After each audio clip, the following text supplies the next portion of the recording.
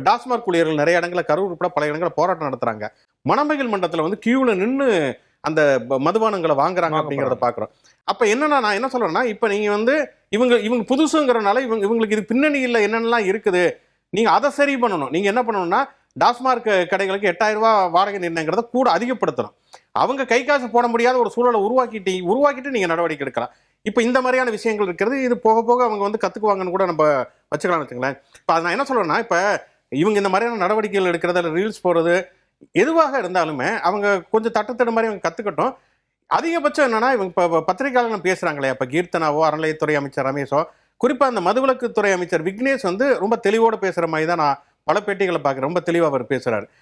சில இடங்கள்ல வந்து சில இப்ப மீன்வளத்துறை அமைச்சர் இவர் ஸ்ரீநாத் எடுத்துக்கிட்டீங்கன்னா, அவர் வந்து நோ கமெண்ட்ஸ்னு வந்து இன்னொரு அமைச்சர் தகவல் தொழில்நுட்பத்துறை அமைச்சர் குமார் சொல்றாரு. அவர் வந்து ஒரு மீனவ சமூகத்தை சேர்ந்தவர், மீன்வளத்துறை அமைச்சராக இருக்காரு. கச்சத்தீவு பிரச்சனைங்கிறது தொடர்ச்சியாக தமிழ்நாட்டில் அளவில் வந்து விவாதிக்கப்படக்கூடிய பிரச்சனை. அதை வந்து முற்றிலும் வந்து அதை வந்து இப்போ அவாய்ட் பண்ணக்கூடிய வகையில் அவர் பேசுறாரு.